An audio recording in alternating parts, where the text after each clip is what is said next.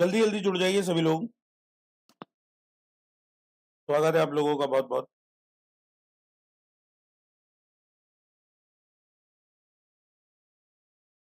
सभी लोग अपनी करा दीजिए उपस्थिति की कमेंट बॉक्स में।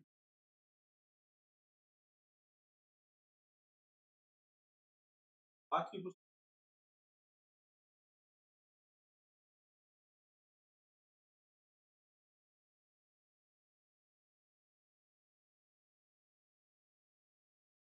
अटेंडेंस लगाते चलिए सभी लोग, अगर मेरी आवाज सुन रहे हैं अटेंडेंस लगाते चलिए। लाइव सेशन शुरू करते हैं। किसी भी प्रकार की परेशानी आज आपको होने नहीं वाली है, क्योंकि आज आप लोगों के समक्ष प्रस्तुत हैं। आप सभी लोगों को प्राइवेट ग्रुप में एक बैलेंस शीट दी गई है। एक गुजारिश है, करनी वो सभी लोगों को है, लेकिन कोई भी विद्यार्थी, मेरा प्रिय मित्र, अगर लैपटॉप के सामने बैठा हो तो उस बैलेंस शीट को प्रिपेयर कर दे और जो मेल आईडी मेंशन करी है प्राइवेट ग्रुप में शेयर कर दे। मैं उस सवाल को आपके सामने यहां पर सॉल्व करूंगा।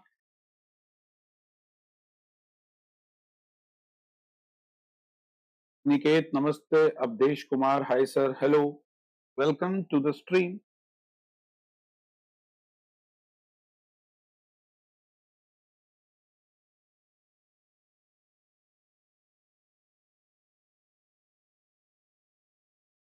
वसीम अहमद, बहुत बहुत स्वागत है आपका। आइए फटाफट लाइव में ज्वाइन हो जाएं। आप सभी लोगों को देख पा रहा हूं लाइव सेशन में। सभी लोगों की स्वागत है बहुत बहुत हमारे लाइव में। तो आइए सभी लोग अपनी उपस्थिति दर्ज कराएं। टीआरबी चौहान, ज्यादा समय नहीं लूंगा, शुरू करेंगे। आज बात करेंगे एमएस एक्सेल की बारीकियों के बारे में। एमएस एक्सेल के जीरो टू एडवांस लेवल तक क्या क्या परेशानियां या क्या क्या दिक्कतें किसी भी विद्यार्थी को आती हैं, उन सभी की बात करेंगे। सभी लोगों को बहुत बहुत नमस्कार। मौसम है सुहाना और आप लोगों को है एक्सेल सिखाना, ये हमने ठाना है। तो चलते हैं। सभी लोग जो हमसे जुड़े हैं, ये एक रिकॉर्डेड सेशन होगा। Kiran Yadav ji, good evening, good morning, good afternoon होने वाला है किरण जी, कोई बात नहीं, गुड मॉर्निंग। 11:36 हैं और हम आप लोगों के समक्ष प्रस्तुत हैं। चलिए अब इस सेशन की बात करते हैं। दोस्तों, हमारे सामने जो सॉफ्टवेयर खुला है, इस सॉफ्टवेयर को एमएस एक्सेल कहते हैं। ध्यानपूर्वक सुनिएगा। जिस भी विद्यार्थियों को नोट्स बनाने हैं, नोट्स बना लीजिए। वन लाइनर के रूप में लिखना हो, वन लाइनर के रूप में लिख लीजिएगा। क्लास के बाद भी ये रिकॉर्डेड लेक्चर्स यूट्यूब पर अवेलेबल रहेगा। आप सभी विद्यार्थी हमारे साथ जुड़े हैं। सोनू कुमार प्रणाम, कुमारी Khadija good good morning, good morning, good morning. चलिए, तो बात हो रही थी दोस्तों एमएस एक्सेल सॉफ्टवेयर की। दोस्तों, प्रश्न कई तरीके से आ सकते हैं। हमारे उत्तर प्रदेश और उत्तराखंड के जो विद्यार्थी हैं, उन लोगों को लगभग लगभग सेम ही सिलेबस के अकॉर्डिंग तैयारी करनी है। परंतु उत्तर प्रदेश एपीएस को ये जो पैटर्न है, ये लिखित परीक्षा के रूप में सबमिट करना है और जो हमारे उत्तराखंड के विद्यार्थी हैं, उन्हें ये पैटर्न स्क्रीनशॉट के माध्यम से सबमिट करना है। तो आप ये जान लीजिएगा कि किस प्रकार से हम क्या-क्या तरीके हैं या किस-किस तरीके से हम प्रोसेस करते हैं। तो एमएस एक्सेल आपके सामने है। दोस्तों, माइक्रोसॉफ्ट एक्सेल सॉफ्टवेयर की मालिक की बात करूं तो दोस्तों, ये जो भाग है, ये ऑफिस का है। ऑफिस एक संस्करण है जो माइक्रोसॉफ्ट कंपनी द्वारा बनाया गया।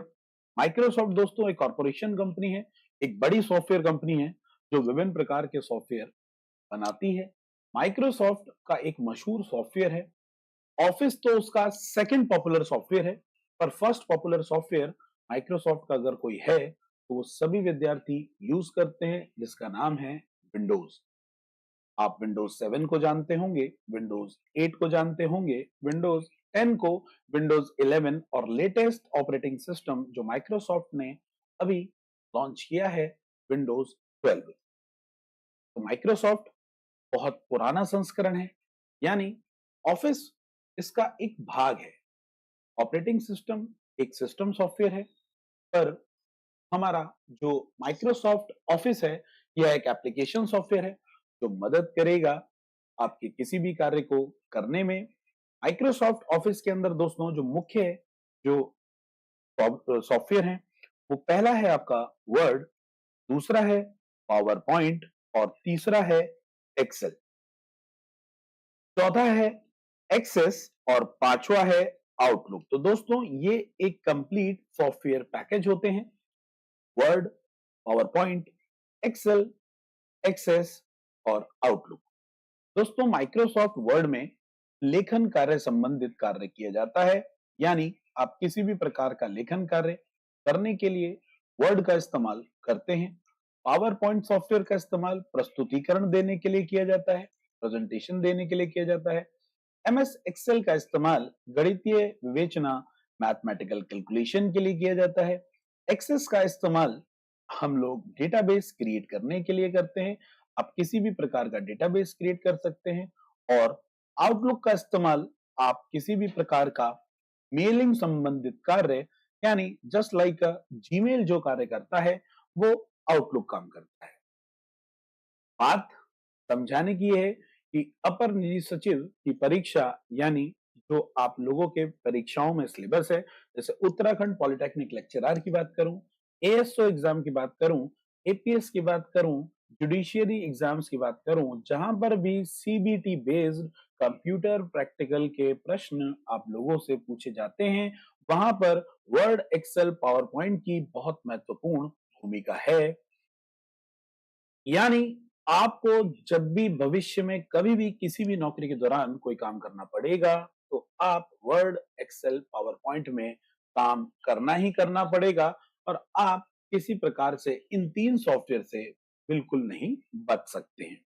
तो बात कर लेते हैं हमारे सिलेबस में कितने हैं। अधिकांश तौर पर जो सिलेबस में होते हैं वो वर्ड, पावर पॉइंट और एक्सेल होता है। तो फिलहाल हम इस समय आपके सामने लेकर प्रस्तुत हुए हैं एक्सेल। आज मैं बात करूंगा बारीकी की चीजों का, जैसे कि एक वीडियो के माध्यम से एक बेसिक आपको दे देता हूं मैं। एमएस एक्सेल का इंट्रोडक्शन, यानी बेसिक समझना बहुत जरूरी है। कई विद्यार्थियों को एडवांस लेवल की चीजें समझ में नहीं आएंगी क्योंकि उनका बेसिक क्लियर नहीं होगा। यानी एमएस एक्सेल के जटिल प्रश्नों को करने से पहले हमें उसका बेसिक कॉन्सेप्ट पता होना जरूरी है। तो चलते हैं दोस्तों, एमएस एक्सेल सॉफ्टवेयर के बारे में जानते हैं। आपके सामने इस समय एमएस एक्सेल का बैलेंस शीट ओपन है।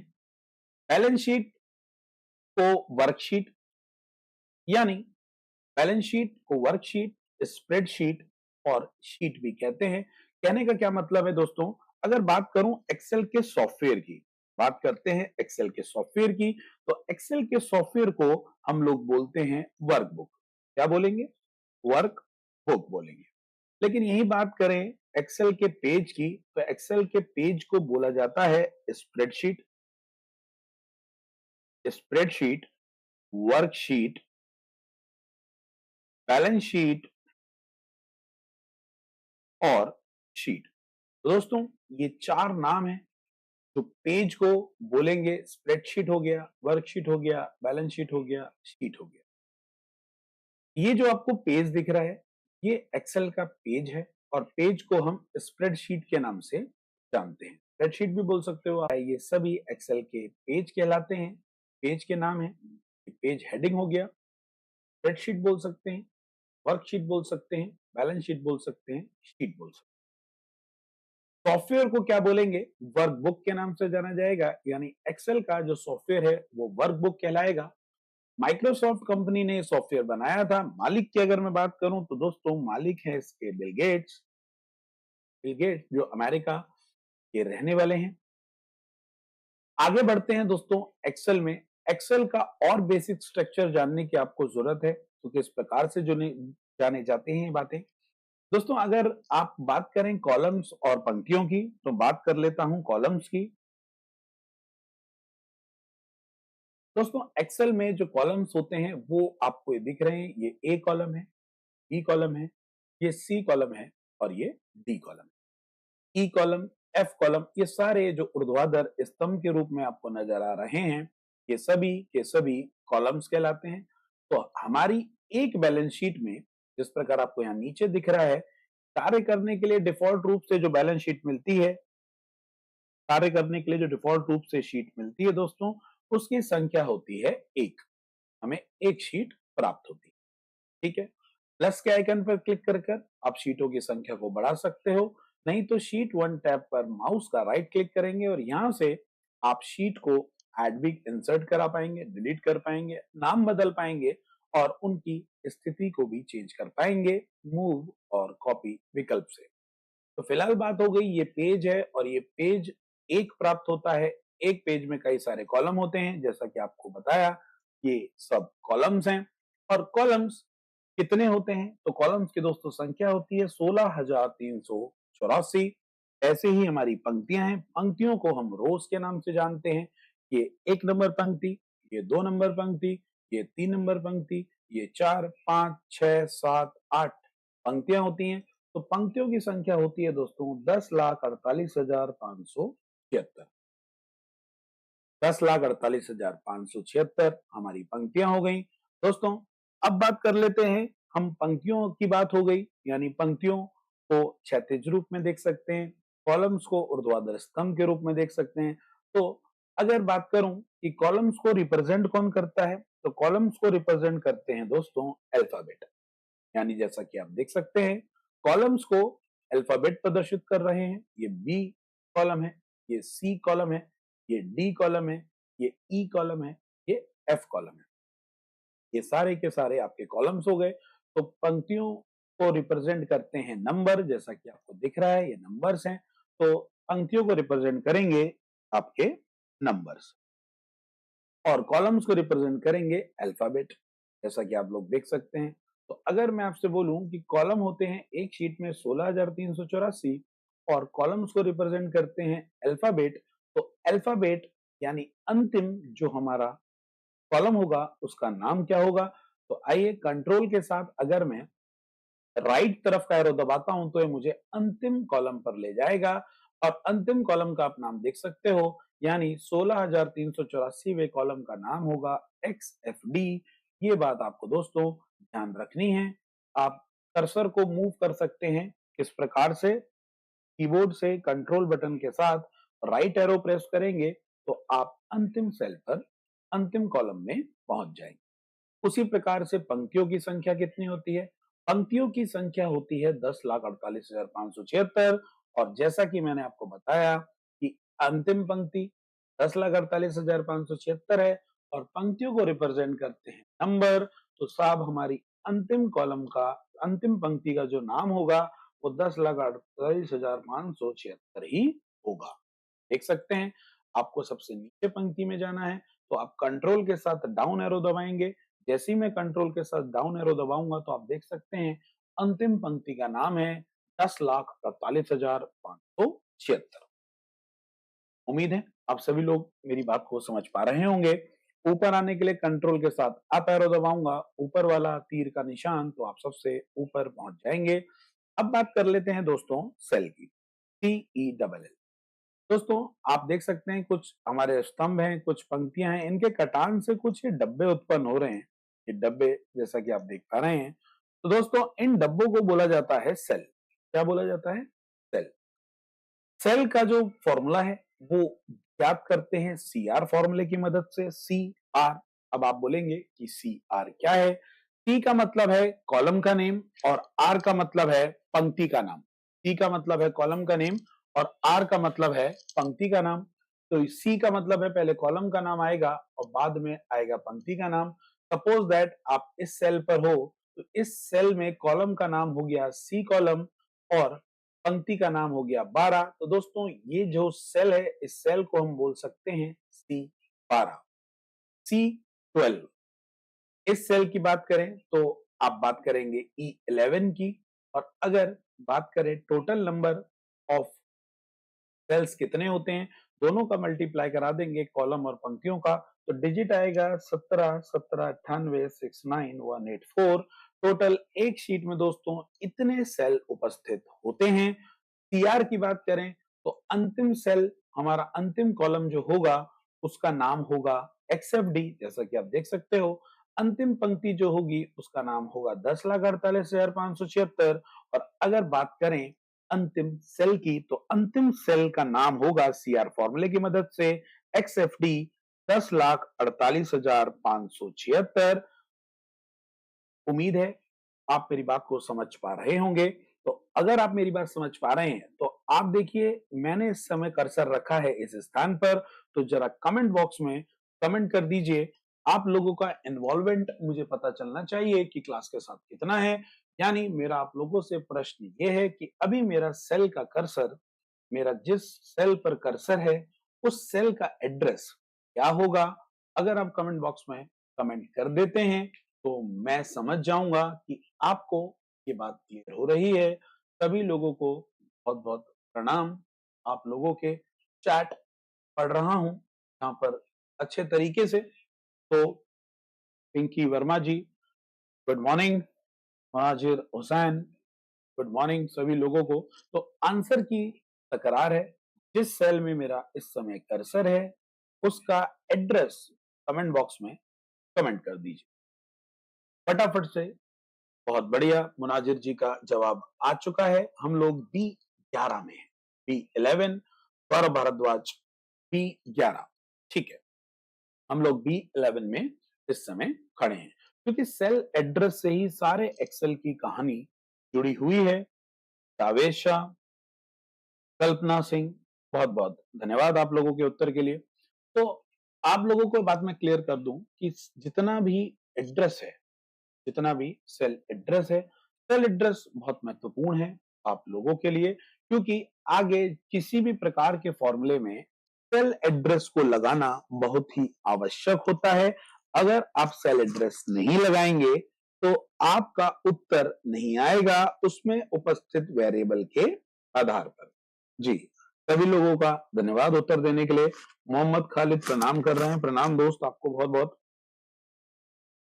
चलिए, बात कर रहे थे हमारे टोटल नंबर ऑफ सेल 17,17,98,69,184 होते हैं। अब आगे बढ़ते हैं। अगर आप किसी भी सेल पर, अब जैसे मैं आपको सेल बोलूंगा तो आप सेल समझेंगे, मैं कॉलम बोलूंगा कॉलम समझेंगे, पंक्ति बोलूंगा पंक्ति समझेंगे। ठीक हो गई बात इतनी। अगर मैं आपसे बोलता हूं कि अगर आप किसी सेल पर कोई अल्फाबेट लिखते हो, जैसे मैंने यहां पर अल्फाबेट लिख दिया, जैसे ही मैं एंटर प्रेस करूंगा तो आप देखेंगे इसकी जो सिधाई थी, जो इसका अलाइनमेंट था। दोस्तों, अलाइनमेंट का मतलब होता है सिधाई। क्या मतलब होता है? सिधाई। सिधाई बाईं तरफ प्रदर्शित हो रही है, और अगर मैं यही कोई नंबर इनपुट करता हूं तो आप देखेंगे उसकी सिधाई हो गई दाईं साइड। तो डिफॉल्ट स्थिति एक्सेल की क्या कहती है कि जब भी आप कभी एक्सेल पर कोई भी अल्फाबेट टाइप करते हो तो वो दिखेगा आपको बाईं तरफ यानी लेफ्ट हैंड साइड पर। अगर आप कोई नंबर टाइप करते हो तो वो दिखेगा आपको राइट हैंड साइड पर। जैसे आपको स्क्रीन पर दिख रहा है, अल्फाबेट है बाईं ओर और आपके जो नंबर्स हैं वो हैं दाईं ओर। इतनी बात आप लोगों को क्लियर है? दोस्तों, एक्सेल में किसी भी प्रकार की कैलकुलेशन कराने के लिए, आपको किसी प्रकार की कैलकुलेशन अगर एक्सेल में करानी है तो आपको इक्वल टू का साइन लगाना आवश्यक होता है, यानी बराबर का चिन्ह लगाना आवश्यक होगा। आप बराबर का चिन्ह नहीं लगाएंगे तो किसी भी प्रकार की कैलकुलेशन को एक्सेल में अंजाम नहीं दे पाएंगे। ये मोस्ट इंपॉर्टेंट बात है, बराबर का चिन्ह लगाना आवश्यक है। अगर आपको एक्सेल में त्रुटि आइडेंटिफाई करनी है, गलतियां आइडेंटिफाई करनी है, तो आपको हैश सिंबल की तरफ देखना पड़ेगा। यानी अगर आपको एक्सेल में कहीं पर भी हैश प्रदर्शित हो रहा है, उसे देखकर यह पता लगा सकते हैं कि उस सेल में त्रुटि है। गलती को हैश रिप्रेजेंट करता है।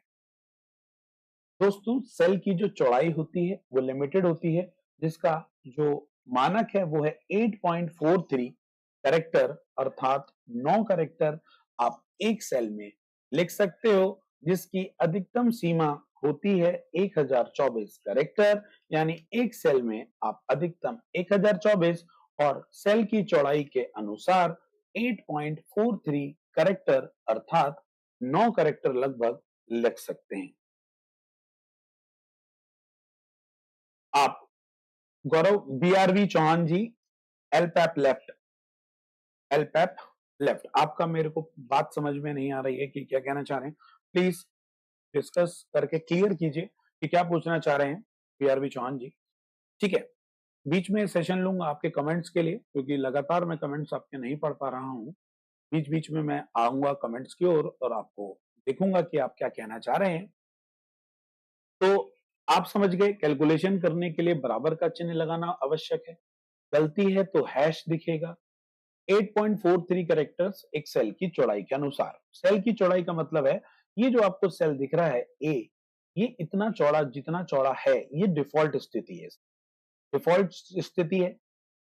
आप इसको चौड़ा भी कर सकते हैं। आपने इस तरीके से पकड़ा और इस तरीके से आप इसको चौड़ा कर रहे हैं, तो आप देख सकते हैं एक कॉलम चौड़ा हो गया। लेकिन दोस्तों उसका विड्थ तो आपने बढ़ा लिया, लेकिन वो डिफॉल्ट स्थिति उसकी ये नहीं है। डिफॉल्ट स्थिति जो मानक है वो है 8.43 कैरेक्टर्स। आगे बढ़ते हैं दोस्तों। एक्सेल में इतनी बात आपको क्लियर हो गई होगी। तो एक्सेल में आप किस चीज को क्या कहते हैं? सबसे ऊपर वाली जो आपको पंक्ति दिख रही है ये टाइटल बार है।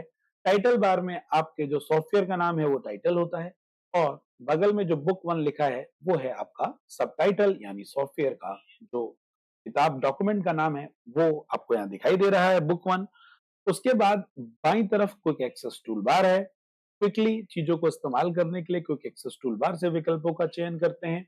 उसके बाद आपको यहाँ पर टैब दिख रहे हैं। हमारे पास निम्न प्रकार के टैब आपको शो हो रहे हैं। होम टैब है, इंसर्ट टैब है, ड्रॉ टैब है, पेज लेआउट टैब है, फॉर्मूला टैब है, डेटा टैब है, रिव्यू टैब है, आपका व्यू टैब है, हेल्प टैब है, और pivot table tab inbuilt extra में ओपन होता है जब आप कोई काम करेंगे, और पिवट टेबल का भी आपको टैब दिख रहा है। तो फाइल टैब से पिवट टेबल टैब तक आपको यहाँ पर दिख रहा है। पावर पिवट का जो ऑप्शन है ये आपको नजर आ रहा है। इसके बाद दोस्तों ये जो व्हाइट कलर की आपको पट्टी नजर आ रही है इसे बोलते हैं रिबन। क्या बोलते हैं? रिबन। हर एक टैब के साथ अपना एक रिबन है। आप देख सकते हैं home ribbon, insert ribbon, draw ribbon, page layout ribbon, formula ribbon, data ribbon. ये सारे के सारे रिबन कहलाते हैं, और पर्टिकुलर रिबन के अंदर अपना एक ग्रुप होता है जिसके अंदर विकल्प मौजूद होते हैं। जैसे होम टैब के अंदर हमारे पास ये ग्रुप हैं: clipboard group, font group, alignment group, number group, style group, cells group, editing group. इन ग्रुप्स के अंदर आपके विकल्प हैं। जैसे क्लिपबोर्ड ग्रुप की बात करूं तो क्लिपबोर्ड ग्रुप के अंदर विकल्प है cut, copy, format painter, paste और पेस्ट स्पेशल। फॉन्ट ग्रुप के अंदर ये विकल्प आपको नजर आ रहे हैं। अलाइनमेंट ग्रुप के अंदर आपको ये विकल्प नजर आ रहे हैं। नंबर ग्रुप के अंदर आपको ये विकल्प हैं, और ये सारे के सारे आपके और ग्रुप्स अवेलेबल हैं। डिफॉल्ट स्थिति की बात करते हैं। जब भी आप एक्सेल का सॉफ्टवेयर खोलेंगे तो जो आपको फॉन्ट का फेस मिलेगा वो मिलेगा कैलिब्री, और जो फॉन्ट का साइज मिलेगा वो मिलेगा 11, और जो फॉन्ट स्टाइल मिलेगा वो मिलेगा रेगुलर। रेगुलर फॉन्ट स्टाइल होता है, यानी आप फॉन्ट की बात करें तो फॉन्ट आपको रेगुलर मिलेगा, फॉन्ट स्टाइल। कैलिबरी बॉडी आपको फॉन्ट फेस मिलेगा या ना हैंडराइटिंग स्टाइल, और फॉन्ट का जो साइज मिलेगा वो 11 मिलेगा, और कलर आपको मिलेगा डिफॉल्ट ब्लैक मिलेगा। तो ये कुछ ऐसी चीजें हैं जो पहले से प्रीसेट रहती हैं। प्रीसेट चीजों को डिफॉल्ट बोला जाता है। यानी आप जब भी एक्सेल का सॉफ्टवेयर खोलेंगे तो आपका जो फॉन्ट फेस आपको मिलने वाला है, यानी हैंडराइटिंग स्टाइल जो आपको मिलने वाला है वो मिलेगा कैलिबरी बॉडी, और जो फॉन्ट का स्टाइल होने वाला है वो मिलेगा आपको रेगुलर।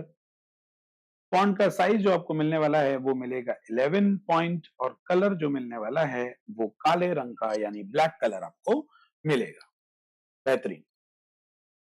तो इतनी बात से आप वाकिफ हो गए होंगे। तो अब बात कर लेते हैं कि ऑपरेटर्स कितने प्रकार के होते हैं। थोड़ी सी कैलकुलेशन को समझेंगे। तो दोस्तों मैंने आपको यहाँ पर ये बता रहा था कि ये ग्रुप्स होते हैं। ग्रुप्स के बाद आप ग्रुप्स के अंदर सभी प्रकार के विकल्प होंगे। उसके बाद आप देख सकते हैं ये आपको एक पंक्ति दिख रही है जो शीट के ऊपर, और ये रिबन के आपको ठीक नीचे दिखाई दे रहा है। दोस्तों इसको बोलते हैं फॉर्मूला बार। फॉर्मूला बार में आप कोई भी फॉर्मूला एक्सेल में लिखते हैं तो वो फॉर्मूला आपको फॉर्मूला बार में प्रदर्शित होता है। बाईं तरफ पे जो ये बॉक्स छोटा सा दिखाई दे रहा है इसको आप नेम बॉक्स, एड्रेस बॉक्स या रेफरेंस बॉक्स भी कहते हैं। यानी आपको अगर नहीं पता चल रहा है कि सेल एड्रेस कौन सा है, तो आप उस सेल पर कर्सर रखिए और बाईं तरफ नजर घुमाएंगे तो आपको B12 यहाँ पर लिखा हुआ दिखाई दे रहा होगा। ये B12 सेल है, इस पे कर्सर रखिए। ये D12 है, इस पे कर्सर रखिए A16। तो ये सेल के एड्रेस को प्रदर्शित करता है और फॉर्मूला बार एक्सेल में लगे हुए किसी भी प्रकार के फॉर्मूले को रिप्रेजेंट करने का काम करेगा। आपको किसी भी प्रकार का फॉर्मूला आपको देखना है तो वो आपको फॉर्मूला बार में देखने को मिलेगा। इसके पश्चात आपको ये स्क्रॉल बार देखने को मिलेगा दाईं तरफ। आपका पेज ऊपर से नीचे, नीचे से ऊपर और page left to right, right to left करने के लिए दो प्रकार के स्क्रॉल बार प्रदर्शित होते हैं, वर्टिकल स्क्रॉल बार और हॉरिजॉन्टल स्क्रॉल बार। स्क्रॉल बार से आप पेज को ऊपर से नीचे ये देख सकते हैं राइट हैंड साइड पर, और एक ये रहा स्क्रॉल बार बाएं से दाएं की ओर सेट कर सकते हैं। इसके बाद आपको यहाँ पर शीट टैब मिलेगा कि कौन कितनी शीट अवेलेबल है। जैसे मैं एक प्लस पर आइकन पर क्लिक कर रहा हूं तो एक नई शीट यहाँ पर ऐड हो जाएगी। जैसा कि आपको दिख पा रहा है, प्लस पर क्लिक करते ही शीट 2 ऐड हो गई। शीट 1 पर हमने काम किया। तो आप अपनी एक्सेल की वर्कबुक में बहुत सारे पेजों को ऐड कर सकते हैं, जिसका मानक सेट किया है माइक्रोसॉफ्ट ऑफिस ने 255 शीट। यानी आप अधिकतम शीटों की संख्या 255 मैक्सिमम शीट ले सकते हैं। यानी एक मानक है। आप लोग अपने कंप्यूटर पर काम करेंगे तो 255 से भी अधिक शीट हो जाएंगी। लेकिन दोस्तों 255 शीटों से ज्यादा वर्थ नहीं करता सॉफ्टवेयर, इसलिए उन्होंने एक मानक सेट किया है कि 255 शीट मैक्सिमम शीट। बहुत सारे पेज होते हैं और अगर आपको इतने सेल काम करने के लिए मिल रहे हैं तो आप समझ सकते हैं बहुत ज्यादा क्षेत्रफल है कार्य करने के लिए। सॉफ्टवेयर की बात करूं तो दोस्तों एक्सेल 2019 में ये काम कर रहे हैं, एक्सेल 2019 में हम लोग काम कर रहे हैं। और आप पूछें कि सर कैसे पता चलता है संस्करण, कि हम कैसे पता लगाएंगे कि कौन सा संस्करण है, तो फाइल में जाएंगे। फाइल में जाने के बाद आप यहाँ पर अकाउंट ऑप्शन देख रहे हैं। अकाउंट ऑप्शन पर जैसे ही क्लिक करूंगा तो आपको यहाँ पर दिखेगा कि आप कौन से संस्करण में काम कर रहे हैं। हम काम कर रहे हैं माइक्रोसॉफ्ट ऑफिस प्रोफेशनल प्लस 2019 में। तो दोस्तों संस्करण की बात करें तो 2019 जो लगभग लेटेस्ट सॉफ्टवेयर है। इसके बाद ऑफलाइन संस्करण अगर आया है तो 2021 आया है, 2021, जिसमें बहुत बड़ा अंतर नहीं है। 19 के ही सिमिलर विकल्प उसमें देखने को मिल रहे हैं। तो आप लोग मेरी बात से सहमत हैं? अगर आपको मेरी ये लेक्चर समझ में आ रहा है तो कमेंट करते चलिए। आपके कमेंट हमें ये बताएंगे कि आपको हमारी बात कितनी समझ में आ रही है। तो आगे चलते हैं दोस्तों। आगे बात कर लेते हैं ऑपरेटर के बारे में। तो ऑपरेटर क्या होते हैं, ऑपरेटर कितने प्रकार के होते हैं, ऑपरेटर कौन कौन से होते हैं। तो दोस्तों ऑपरेटर होते हैं चार प्रकार के। एक होता है अर्थमेटिक ऑपरेटर, एक होता है रेफरेंस ऑपरेटर, एक होता है आपका टेक्स्ट ऑपरेटर और एक होता है आपका कंपैरिजन ऑपरेटर। कंपैरिजन ऑपरेटर, ठीक। ऑपरेटर की बात करें तो ऑपरेटर आपके सामने है, इतने प्रकार के ऑपरेटर किस लिए मदद करते हैं दोस्तों। ऑपरेटर का काम होता है आपको विभिन्न प्रकार की कैलकुलेशन को अंजाम देने। तो ऑपरेटर की अगर मैं बात करूं तो ऑपरेटर को कैसे डिनोट करेंगे और कौन से ऑपरेटर का क्या चिन्ह होता है। तो दोस्तों हमारे पास जो ऑपरेटर है वो ऑपरेटर है पहला अर्थमेटिक ऑपरेटर, जिसके चिन्ह है प्लस माइनस। गुणा के लिए मल्टीप्लाई का इस्तेमाल करेंगे और भाग के लिए स्लैश का इस्तेमाल करेंगे। रेफरेंस ऑपरेटर की बात करूं अगर मैं, रेफरेंस ऑपरेटर का तात्पर्य होता है दोस्तों दो बिंदु यानी कॉलन की बात करेंगे। टेक्स्ट ऑपरेटर में एंड सिंबल का प्रयोग होता है, जिसको एम्परसेंड भी बोलते हैं, और ये कीबोर्ड के 7 नंबर कुंजी पटल पर आपको देखने को मिलेगा। और कंपैरिजन का मतलब हो गया तुलना, ग्रेटर देन, लेस देन और इक्वल टू, ये होते हैं हमारे ऑपरेटर्स। ऑपरेटर्स चार प्रकार के होंगे। अर्थमेटिक ऑपरेटर, अर्थमेटिक ऑपरेटर हो गया, रेफरेंस ऑपरेटर हो गया, टेक्स्ट ऑपरेटर हो गया और कंपैरिजन ऑपरेटर हो गया। ये आपके ऑपरेटर्स कहलाते हैं। चार प्रकार के हमारे पास ऑपरेटर हैं, जैसा कि आपको देखने को मिल रहा है स्क्रीन पर। एक एक ऑपरेटर की बात करूंगा, सारे के सारे ऑपरेटर्स आपको समझाऊंगा, सारे बेसिक फंडे आज आपके क्लियर हो जाएंगे। जिस भी हमारे विद्यार्थी को किसी भी प्रकार की कोई समस्या है तो वो कमेंट कर सकता है। अगर कोई बात समझ में नहीं आ रही है तो आपको लगातार क्लियर कर देंगे। देखिए, ऑपरेटर्स हैं हमारे पास 4 प्रकार। ठीक, अब ये काम कैसे करेगा? जैसा कि आपको इससे पहले सेल एड्रेस मैंने क्लियर किए थे। सेल एड्रेस, जो सेल का एड्रेस होते हैं, हम यहां पर आपके उदाहरण के लिए 2 डिजिट ले लेते हैं। एक ले लिया मैंने 7 नंबर और एक ले लिया मैंने 8 नंबर। अब मैं आपको सबसे पहले अर्थमेटिक ऑपरेटर को करके दिखाता हूं कि किस प्रकार से अर्थमेटिक ऑपरेटर काम करेगा। तो जैसा कि मैंने आपको बताया कि किसी भी प्रकार की कैलकुलेशन से पहले बराबर का चिन्ह लगाना आवश्यक होता है। बराबर का चिन्ह लगा दिया, हमें प्लस करनी है इन दोनों संख्याओं को। 8 पर जैसे ही आप क्लिक कर लीजिए तो A20 आ जाएगा। A20 का मतलब हो गया ए कॉलम की 20वीं पंक्ति। प्लस का चिन्ह लगा लीजिए, जो प्लस हमारा ऑपरेटर है, और उसके बाद क्लिक किया मैंने B20 पर, जो है 7 का एड्रेस। इतनी बात आपको क्लियर हो गई होगी। दोस्तों, आप लोगों के कई लोगों के प्रश्न होते हैं कि ब्रैकेट लगाएं या ना लगाएं, कि सर सामने प्रैक्टिकल कर रहे हैं, उन्होंने कभी तो ब्रैकेट लगाया और कभी ब्रैकेट लगाया ही नहीं। तो आप लोग बहुत दुविधा में रहते हैं कि ब्रैकेट लगाना कब है और कब नहीं लगाना। तो दोस्तों, आपको अगर ब्रैकेट में किसी भी प्रकार का कंफ्यूजन हो रहा है तो आप ये मान के चलिए कि हमें ऑपरेटर में भी ब्रैकेट लगाना है, हमें फॉर्मूले में भी ब्रैकेट लगाना है। मैं जब भी आपको फॉर्मूला या फंक्शन बोलूं तो आप समझ जाएंगे कि वो दोनों एक ही बात है। कई बार आपका पेपर, कई बार आपका प्रश्न फॉर्मूले को फंक्शन कह के संबोधित करता है और कई बार फंक्शन को फॉर्मूला कह के संबोधित करता है, तो दोनों में कोई दिक्कत वाली बात नहीं है। ऑपरेटर की अगर बात करें दोस्तों, ऑपरेटर को जैसे मैं डिफरेंशिएट करने की कोशिश करूं ब्रैकेट्स को कि कौन कौन से ब्रैकेट्स कब लगते हैं, तो ऑपरेटर यानी जो चिन्ह है, चिन्ह के माध्यम से आप जोड़ घटा गुणा भाग या फिर कुछ भी कंपैरिजन या कुछ कर रहे हैं, तो आपको वहां पर ब्रैकेट लगाना है या नहीं लगाना, तो ये आपकी मर्जी है। जैसे कि अभी आप देख सकते हैं, equal to A20 plus B20, bracket नहीं लगाया, लेकिन जैसे ही मैं इसको एंटर प्रेस करूंगा तो आप यहां पर देखेंगे कि इन दोनों का मल्टीप्लीकेशन जोड़ हो जाएगा। अब आप कहेंगे जोड़ क्यों नहीं हुआ, तो यहाँ पर हमने इसको टेक्स्ट नंबर फॉर्मेट में दे रखा था। मैं इसको जनरल नंबर फॉर्मेट में कन्वर्ट करके अब आपके सामने फॉर्मूला लगाता हूं, equal to A20 plus B20। Enter करते ही इन दोनों का एडिशन हो गया, और जैसे ही 15 पे कर्सर रख रहा हूं तो आप ये देख सकते हैं फॉर्मूला बार में आपका फॉर्मूला प्रदर्शित हो रहा है। और ये सेल, ये जो सेल है इसका एड्रेस कहाँ है? इस सेल का एड्रेस है C20, ये आपको यहाँ पर देखने को मिल रहा है।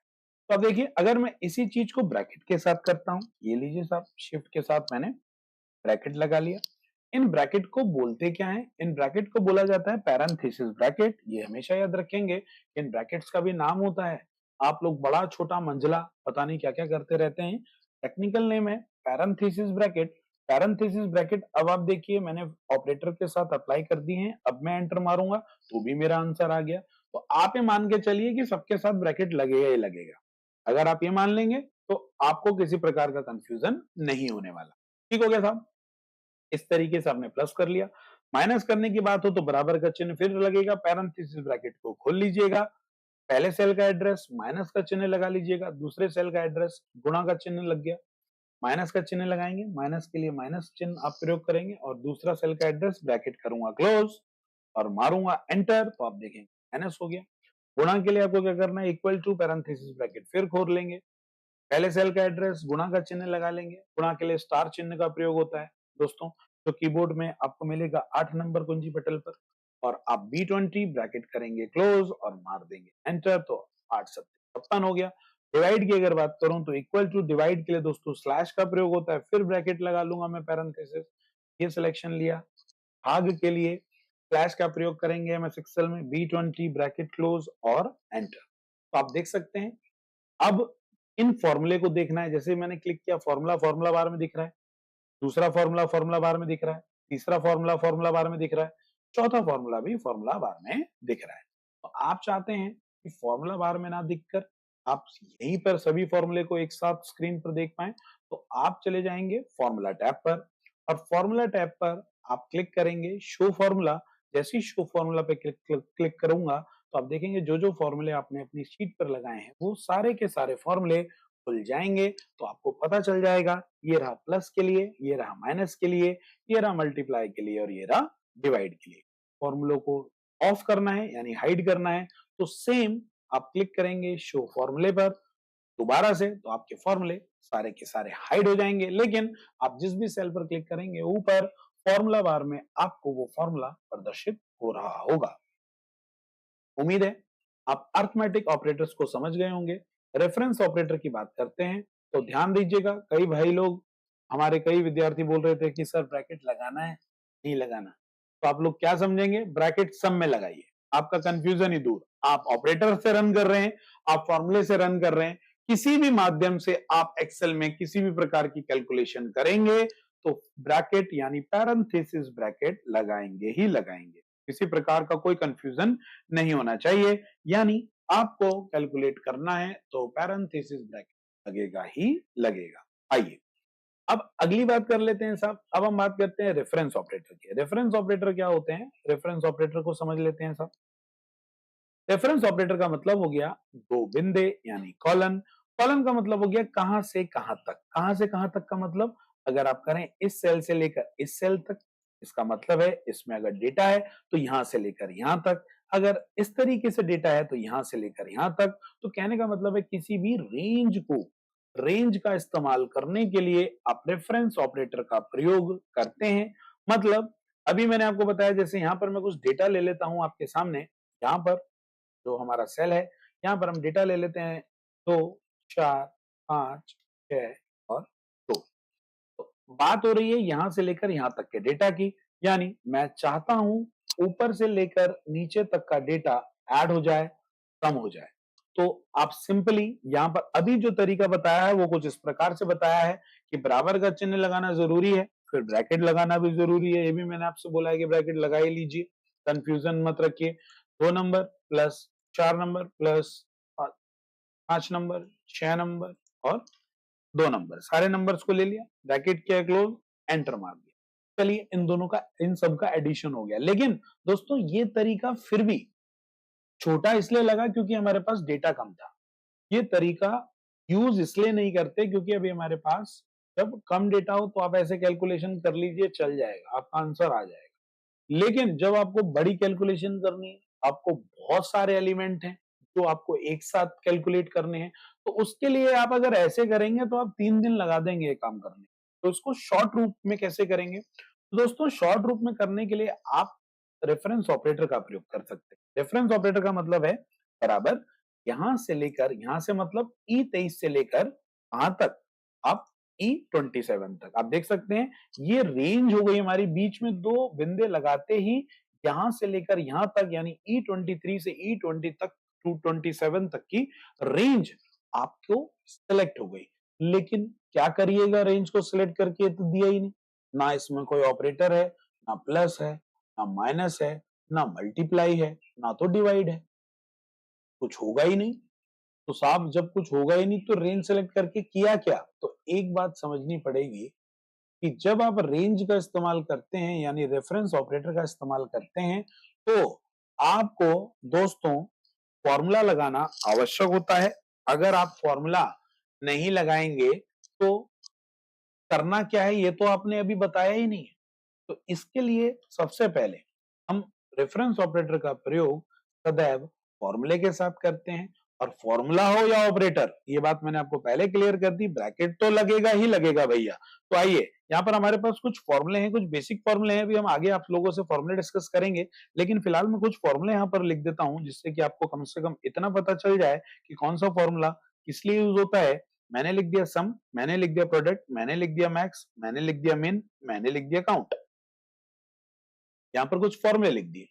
तो आपको अगर जोड़ कराना है रेंज का तो आप सम का इस्तेमाल कर लीजिए, अगर आपको गुणा करानी है तो आप प्रोडक्ट का इस्तेमाल कर लीजिए, अगर आपको सेलेक्टेड डेटा में से अधिकतम संख्या निकालनी है, बड़ी संख्या निकालनी है तो मैक्स का इस्तेमाल कर लीजिए, अगर आपको सेलेक्टेड डेटा में छोटी संख्या निकालनी है तो मिन लगा लीजिए, अगर आपको सेलेक्टेड डेटा में गिनती करनी है तो काउंट का इस्तेमाल कर लेंगे। लेकिन याद रखिएगा काउंट का इस्तेमाल तब करते हैं जब केवल नंबर काउंट करने हो, और अगर आपको नंबर और अल्फाबेट दोनों काउंट करने हैं तो आप लोग जानते हैं काउंट ए का प्रयोग किया जाता है। तो फिलहाल मैं रेफरेंस ऑपरेटर की सहायता से आपको यही चीज करके दिखाता हूं। तो यहां पर लिखना है इक्वल टू, और सम मैंने इसलिए लिया क्योंकि मैं जोड़ करना चाहता हूं, और मैंने लगाया यहां पर bracket. Equal to sum bracket E23 को हमारे यहां पर कॉलन ले लिया, और उसके बाद क्लिक किया हमने आखिरी सेल पर E27, और ब्रैकेट क्लोज करना आवश्यक है। तो ये फॉर्मूला है दोस्तों सम का। इस तरीके से आप दो से अधिक वेरिएबल्स को जब आपको सम कराना होता है तो फिर आप यहां से सम करा सकते हैं। जावेद शाह, कुछ मैंने बेसिक फॉर्मूले लिखे हैं मेरे भाई। एवरेज का फॉर्मूला भी होता है, बिल्कुल होता है। मैं सिर्फ आपको फॉर्मूले नहीं बता रहा हूं कि फॉर्मूले कौन कौन से होते हैं, मैं आपको सिर्फ ये बता रहा हूं कि रेफरेंस ऑपरेटर के साथ फॉर्मूला कैसे अप्लाई करते हैं। इसके लिए मैंने कुछ फॉर्मूले यहां पर आपको लिए प्रैक्टिकल कराने के लिए मेंशन कर रखे हैं। उम्मीद है मेरी बात आप समझ पा रहे होंगे। ठीक है, आपने एवरेज लिख दिया, आपने मेहनत करी है कमेंट लिखने के लिए, तो बिल्कुल एवरेज का भी फॉर्मूला आपके लिए यहां पर मैं मेंशन कर देता हूं। आप परेशान मत होइए, ये लीजिए, सभी करके दिखाएंगे। इसके बाद अब आप देखिए 19 आ गया राइट आंसर। अगर हम यहां पर प्रोडक्ट गुणा करना चाहते हैं, PRODUCT, सेम तरीका, ब्रैकेट, रेंज हमारी क्या है, यहां से लेकर यहां तक की वैल्यू, ब्रैकेट करेंगे क्लोज, एंटर मारेंगे, ये लीजिए साहब मल्टीप्लीकेशन हो गई। मैक्स यानी बड़ी संख्या निकालने के लिए मैक्स फंक्शन लगाएंगे, ब्रैकेट यहां से लेकर यहां तक की संख्या, फिर ब्रैकेट क्लोज करूंगा इस तरीके से, पैरेंथेसिस, एंटर मारूंगा, तो निम्न में से जो बड़ी संख्या थी वो आ गई। छोटी संख्या निकालने के लिए मिन लगा दीजिए, ब्रैकेट, पैरेंथेसिस, ब्रैकेट, उसके बाद सेलेक्ट कर लेंगे अपनी रेंज को और ब्रैकेट क्लोज करूंगा, तो एंटर प्रेस करूंगा तो मिनिमम यानी छोटी संख्या आ गई। तो निम्न में से छोटी संख्या 2 ही है। एवरेज की बात कर लें, हमारे भाई ने एवरेज के लिए बोला है तो बिल्कुल आपका मान सम्मान पूरा रखा जाएगा। एवरेज फॉर्मूला का प्रयोग औसत मान ज्ञात करने के लिए किया जाता है। एवरेज फंक्शन लगा दिया, एरिया सेलेक्ट कर लेंगे, ब्रैकेट क्लोज करूंगा, तो इन डेटा वेरिएबल्स के बीच में जो औसत मान है वो आपको प्राप्त हो जाएगा 3.8। और वो वाला फॉर्मूला जो मैंने आपको बताया कि सभी फॉर्मूले आपको देखने हैं, क्लिक करूंगा ऊपर फॉर्मूला बार में, फॉर्मूला जो फॉर्मूला लगाया वो आपको विजिबल हो रहा है। आप चाहते हैं कंप्लीट बैलेंस शीट के फॉर्मूले देखने, तो फॉर्मूला टैब में जाइए, शो फॉर्मूला पर क्लिक कर दीजिए। तो आपने स्क्रीन पर जो फॉर्मूले लगाए हैं वो आपको एक्सेल की बैलेंस शीट में प्रदर्शित हो रहे होंगे। और बात करें स्क्रीनशॉट लेने की, तो स्क्रीनशॉट कैसे लिया जाता है, तो आप स्क्रीनशॉट लेने के हमारे पास दो तरीके हैं। आप अपने स्क्रीनशॉट को वर्ड में लेकर आ जाइए। वर्ड में लेकर आने के बाद बोलेंगे कि सर हमें वर्ड में प्रिंट नहीं कराना। जैसे अभी ध्यान ये रखेंगे, जिस जिस भी स्क्रीन का स्क्रीनशॉट आपको लेना है वो स्क्रीन उस वर्ड के सॉफ्टवेयर के ठीक पीछे होनी चाहिए। इस सॉफ्टवेयर को मिनिमाइज नहीं करना है, इसके ऊपर ही आपको वर्ड खोल लेना है। वर्ड खोलने के लिए विंडो के साथ आर दबाता हूं, विन वर्ड लिखकर रन डायलॉग बॉक्स में एंटर प्रेस करता हूं। आपके सामने रन का डायलॉग बॉक्स ओपन हो गया और उसके अंदर विन वर्ड लग के ओके कर दिया। आपके सामने एमएस वर्ड ओपन है। इंसर्ट पे जाएंगे, इंसर्ट के इलस्ट्रेशन ग्रुप में आपको स्क्रीनशॉट विकल्प देखने को मिलेगा। इस पर जैसे ही मैं क्लिक करूंगा तो स्क्रीनशॉट जो पीछे, इस वर्ड सॉफ्टवेयर के पीछे जो सॉफ्टवेयर ओपन है उसका इमेज दिख रहा है, जिस पर जैसे ही मैं उस पर क्लिक करूंगा तो उस सॉफ्टवेयर का स्क्रीनशॉट पूरा का पूरा हमारे वर्ड डॉक्यूमेंट में दिख रहा है। दोस्तों अगर आप इसको प्रिंट करना चाहते हैं तो फाइल टैब पे जाकर प्रिंट विकल्प से प्रिंट कर सकते हैं। ठीक हो गया। अगर आप इसका पीडीएफ बनाना चाहते हैं तो फाइल टैब पर जाकर एक्सपोर्ट पर क्लिक करेंगे और यहां से आप पीडीएफ क्रिएट कर सकते हैं नाम देकर। आपको पीडीएफ नहीं बनानी, आपको इस फाइल को सेव भी नहीं करना, और आपको इसे जेपीजी फॉर्मेट में सेव करना है तो घबराइए मत, वो भी हो जाएगा। पेंट में जाने की जरूरत आपको नहीं है। इसी इमेज पर राइट क्लिक करिए माउस का, यहां पर ऑप्शन आएगा save as picture. Save as picture पे जैसे ही मैं क्लिक करूंगा तो ये आपको फोल्डर चुनने को बोलेगा। डेस्कटॉप पर एक न्यू फोल्डर ले लीजिए, जो भी आपको लेना है अपने रोल नंबर के नाम से या किसी भी नाम से इस फोल्डर को आप रीनेम कर सकते हैं। यहाँ पर हमने ले लिया एपीएस 7 अगस्त का एक फोल्डर बना लेता हूं। इस फोल्डर में आपकी जो फोटो है वो जेपीजी फॉर्मेट में सेव हो जाए। फाइल नेम देना है फर्स्ट लिखकर सेव कर दीजिए। तो दोस्तों ये फोटो आपकी डेस्कटॉप पर जो हमारा फोल्डर बनाया है उसके अंदर सुरक्षित हो जाएगा। तो तीनों तरीकों का स्क्रीनशॉट कैसे आप सेव करेंगे वो आपको बता दिया मैंने। अगर आप इंसर्ट में जाकर इलस्ट्रेशन ग्रुप पे से स्क्रीनशॉट नहीं लेना चाहते हैं तो दूसरा तरीका मैं बता देता हूं। इस फोटो को मैं डिलीट कर देता हूं। आ जाते हैं अपने एक्सेल पर। इस स्क्रीन का स्क्रीनशॉट आपको लेना है। ठीक है। आपको दोस्तों मोनी दक्ष जी बोल रही है, हमने कमेंट पढ़ा, कंट्रोल प्लस बैक टैब नहीं बैक टिक है। ठीक है। बैक टिक BACKTICK बैक टिक।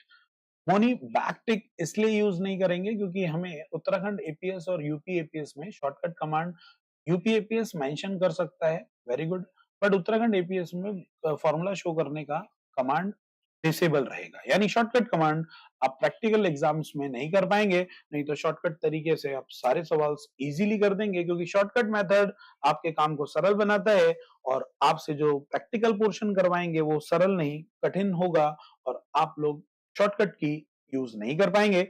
इसीलिए शॉर्टकट कमांड काम नहीं करेगी। बाकी कमांड आपकी ठीक है मोनी जी। कंट्रोल बैक टैब नहीं कंट्रोल बैक टिक होता है, बैक टिक। ठीक। अब दूसरा तरीका मैं बता रहा था स्क्रीनशॉट लेने का। आपको विंडो बटन के साथ, दोस्तों आपके कीबोर्ड में एक बटन होता है विंडो बटन। विंडो बटन को आपको दबाए रखना है और आप दबाएंगे प्रिंट स्क्रीन का बटन। जैसे आप प्रिंट स्क्रीन का बटन दबाएंगे तो आपके स्क्रीन पर जो भी दिख रहा होगा उसका खिंच जाएगा फोटो, उसका हो जाएगा स्क्रीनशॉट। फिर आप अपने वर्ड पर आ जाइए।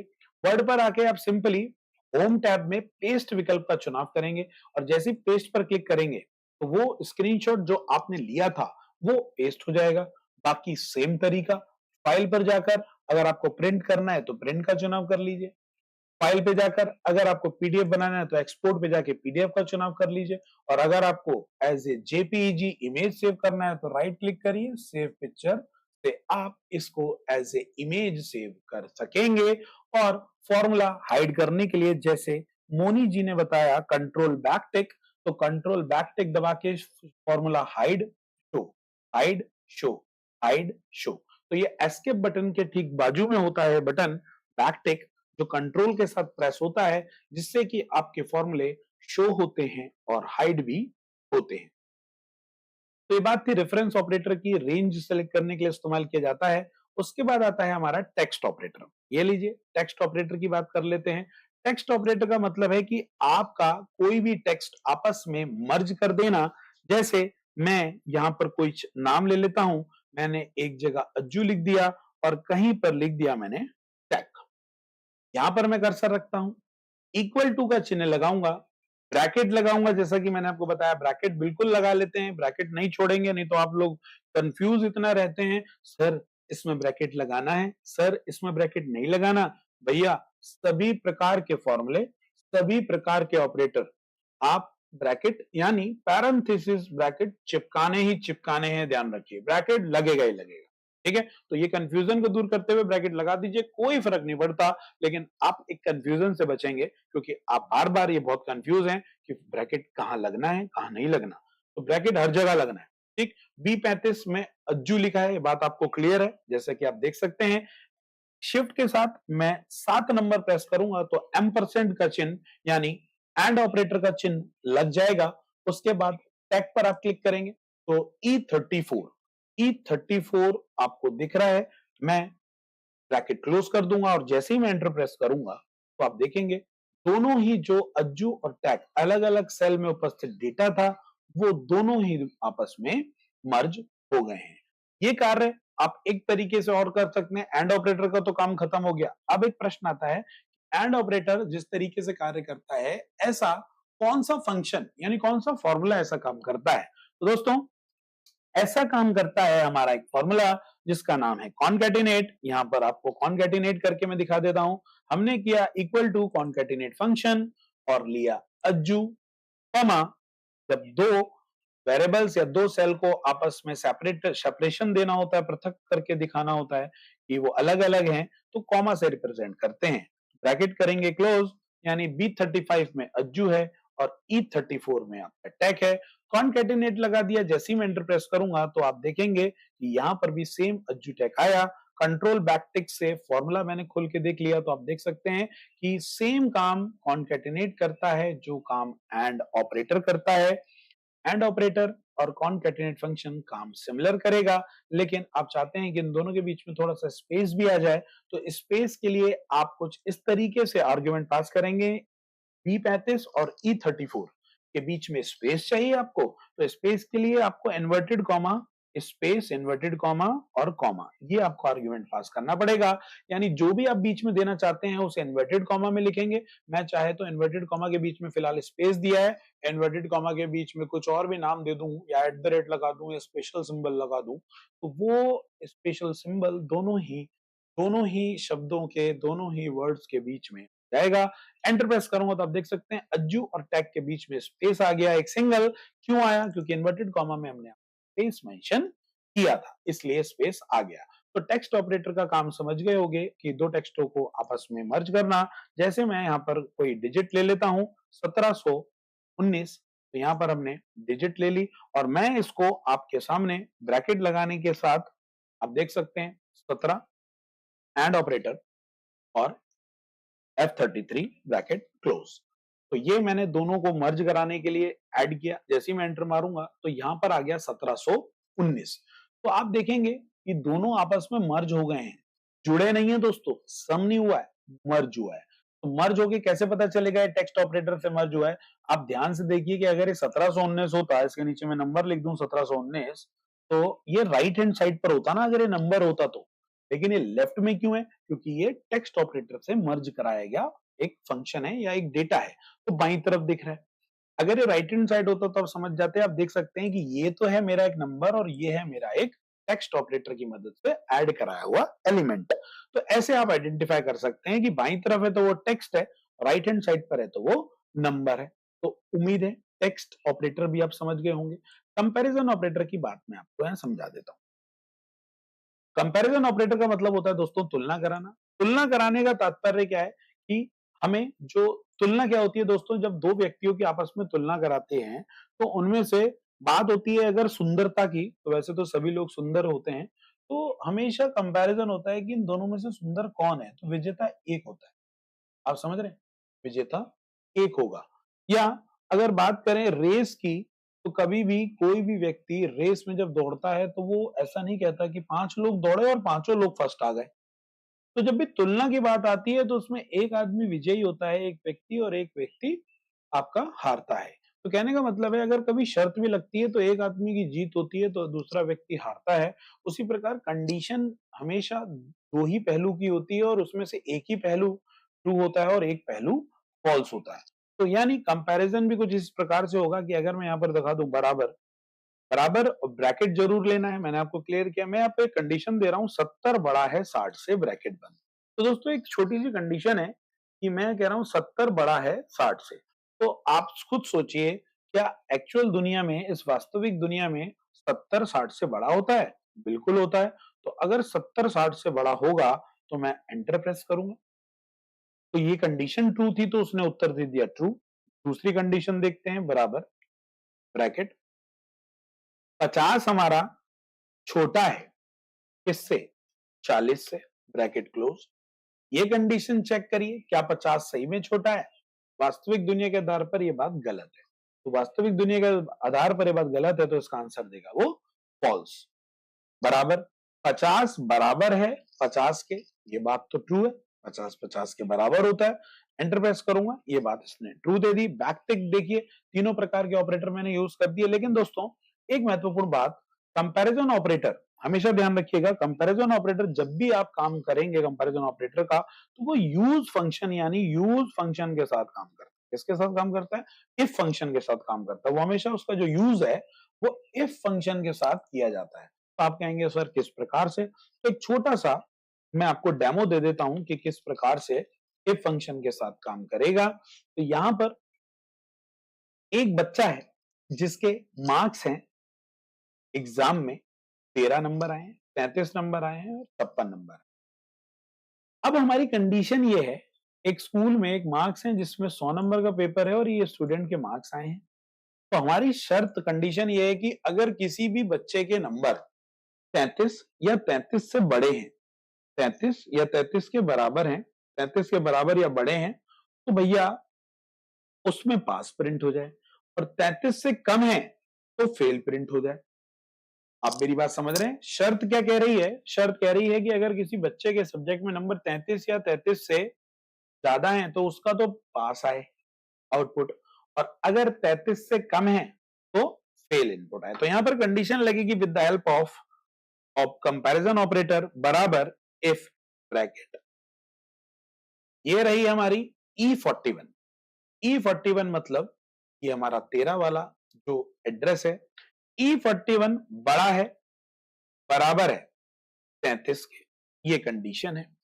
तो कह रहा है सवाल कि अगर ये कंडीशन ट्रू होती है हमारी, तो जो रिजल्ट आना चाहिए, अगर ये कंडीशन ट्रू होगी तो जो रिजल्ट ट्रू में आनी चाहिए वो पहले लिखेंगे, तो कॉमा के बाद जो भी रिजल्ट आता है वो इन्वर्टेड कॉमा के बीच में लिखा जाता है। तो पहली कंडीशन में अगर हमारी इस कंडीशन को चेक करेंगे और अगर कंडीशन ट्रू होती है तो पहला रिजल्ट जो प्रिंट होगा वो होगा पास। अगर पहली वाली कंडीशन फॉल्स होती है, ऐसा नहीं होता, तो हमारा जो आर्गुमेंट प्रिंट होगा वो होगा दूसरा वाला जो अब हम लिख रहे हैं, फेल।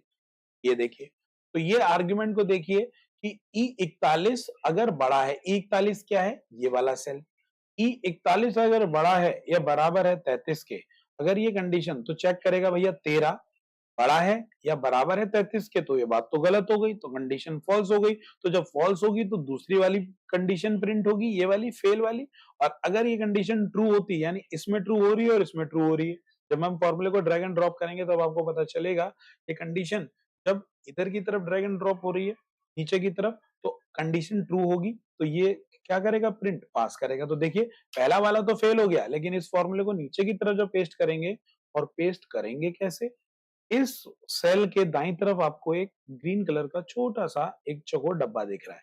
इस पर अपना माउस पॉइंटर ले जाएंगे राइट हैंड साइड बॉटम में, और अपने माउस को माउस का लेफ्ट बटन दबाए रखेंगे और नीचे की तरफ उसको ड्रैग करेंगे, खींचेंगे। तो जैसे ही ड्रैग करके छोड़ेंगे तो जो ऊपर फॉर्मूला लगा था वो नीचे पेस्ट हो गया। जरा कंट्रोल बैक टिक दबाकर हम यहाँ पर फॉर्मूला दिखाने की कोशिश करते हैं आपको। ये देखिए साहब, पहली कंडीशन इसने चेक करी, E41 में जो वैल्यू है वो 33 से बड़ी है, बराबर है तो पास हो जाए, नहीं तो फेल हो जाए। तो 33 से ये 13 बड़ा है कि छोटा है? छोटा है, तो कंडीशन ये बड़ा तो नहीं है, तो ये कंडीशन क्या हो गई? फॉल्स हो गई, तो प्रिंट क्या हो गया? फेल। 33 के बराबर है, बिल जी हाँ, ये 33 के बराबर है, तो ये कंडीशन ट्रू हो गई, तो पास प्रिंट हो जाएगा इसमें। और 56 तो 33 से बड़ा ही है, तो भी कंडीशन क्या प्रिंट होगी? पास प्रिंट होगी। उम्मीद है आपको ये आर्ग्यूमेंट कंपैरिजन ऑपरेटर समझ में आया होगा। इस बेसिक फंक्शनैलिटी को समझने के लिए आप इस वीडियो को पॉज करके रिपीट में देख पाएंगे। दोस्तों, ये एक्सेल में काम करने का कुछ बेसिक प्रारूप था जो आपको आना बहुत ही जरूरी है। अगर आप नहीं इस चीज को समझ पाएंगे तो आप नहीं कर पाएंगे, क्योंकि किस तरीके से काम करना है, किस तरीके से आप इसको काम कर पाओगे, तो उस तरीके को समझना बहुत ही जरूरी है।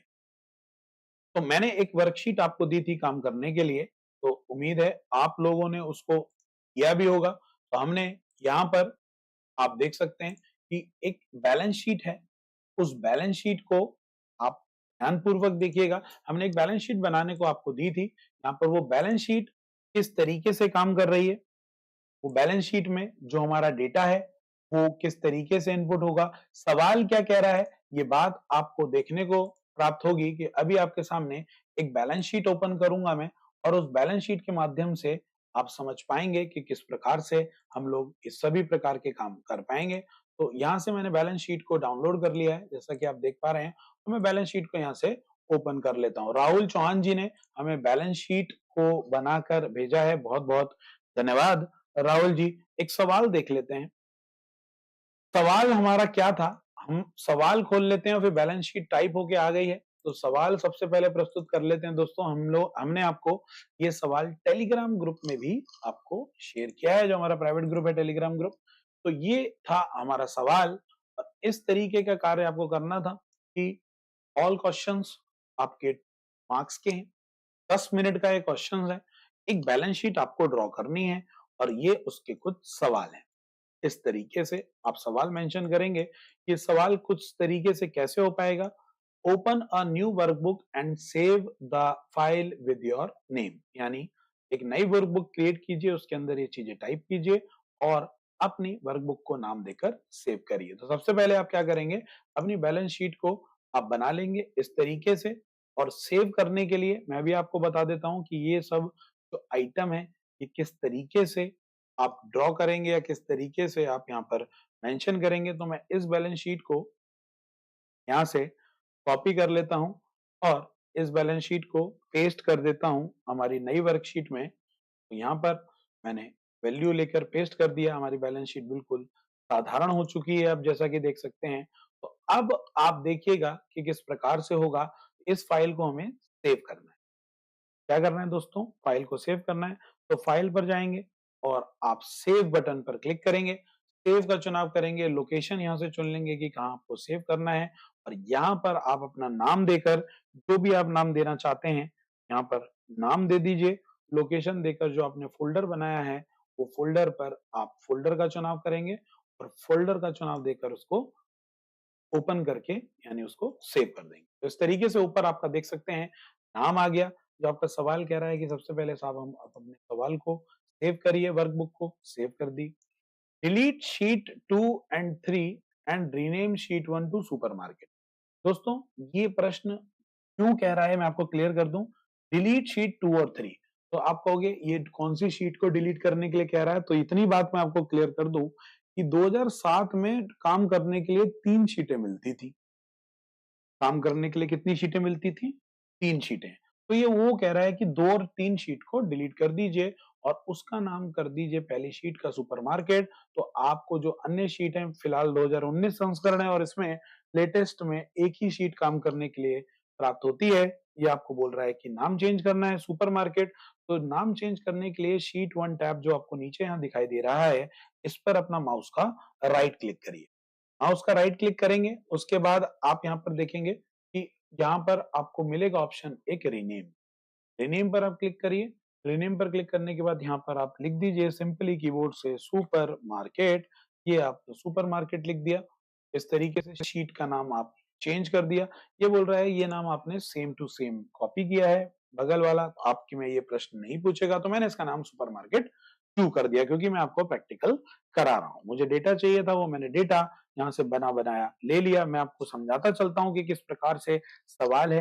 हमारे पास डेटा आ चुका है जो हमने आपके लिए कैलकुलेट करके रखा है पहले से, कि ज्यादा वीडियो का समय बर्बाद ना हो। अब उसके बाद क्या कह रहा है कि enter the value in the exact cell location as desired with Cambria font size 12।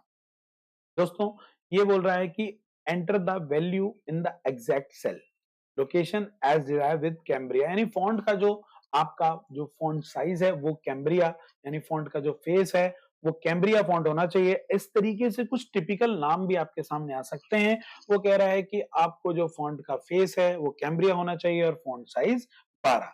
तो ये काम कैसे होगा दोस्तों, ये जो आपकी जो बैलेंस शीट है आप देख सकते हैं यहाँ पर आप अल्जीरियन फॉन्ट में आपको यहाँ पर दिख रहा है, लेकिन जो आपका डेटा है वो डेटा को आपने इस तरीके से सिलेक्ट कर लेना है और आपको यहाँ पर ऊपर फॉन्ट मिलेगा, फॉन्ट फेस मिलेगा कैम्ब्रिया और फॉन्ट साइज मिलेगा आपको 12। इस प्रकार से डेटा शीट को आप सिलेक्ट कर लेंगे इस प्रकार से, और आप आ जाएंगे यहाँ पर कैम्ब्रिया फॉन्ट को ढूंढेंगे। अगर आपको यहाँ पर नहीं मिलता है तो यहाँ पे टाइप कर देंगे कीबोर्ड से CAMB। अब देखेंगे यहाँ पर कैम्ब्रिया फॉन्ट आपको देखने को मिल रहा है। आप कैम्ब्रिया फॉन्ट का चुनाव करेंगे और फॉन्ट का साइज यहाँ से आप कर देंगे 12। तो फॉन्ट का साइज यहाँ से आप 12 कर पाएंगे। कहाँ से आपने 12 किया फॉन्ट का साइज, आप देख पा रहे हैं फॉन्ट का साइज हमने क्या होम टैब के फॉन्ट ग्रुप में यहाँ से 12 कर दिया फॉन्ट का साइज, और जो फॉन्ट फेस है वो कर दिया हमने कैम्ब्रिया। ठीक है साहब, इतनी बात क्लियर है। अब फॉन्ट साइज के बाद आपने क्या करा, set the row height and column width as required. वो बोल रहा है रो की हाइट और कॉलम की विड्थ जो जितनी जरूरी है उतनी कर दीजिए। तो आप देखिए, आप जैसे ये कॉलम अंदर को दब रहा है, ये कॉलम अंदर दब रहा है, तो इसकी रिक्वायरमेंट करने के लिए आपको उस कॉलम पर, देखिए मैं जूम करके दिखा देता हूँ, आप उस कॉलम के राइट तरफ की वॉल पर डबल क्लिक करेंगे तो आपके कॉलम के बीच में जितना बड़ा डेटा है उतना बड़ा डेटा आपको प्रदर्शित हो जाएगा। और ये डेटा आपको सेलेक्ट करना है। सेलेक्ट करने के बाद आप इसके डेटा के अनुसार तो मर्ज एंड सेंटर से क्या करेंगे, इसको सारे सेल्स को आपस में मर्ज कर देंगे। आप चाहते हैं ना कि ये हेडिंग्स बीचों बीच में आ जाए, तो बीचों बीच में हेडिंग्स लाने के लिए आप सेलेक्ट कीजिए और यहाँ पर मिलेगा होम टैब के अलाइनमेंट ग्रुप में मर्ज एंड सेंटर। तो आपके सारे सेल आपस में मर्ज हो गए और आपका लेखन कार्य बीचों बीच आ गया।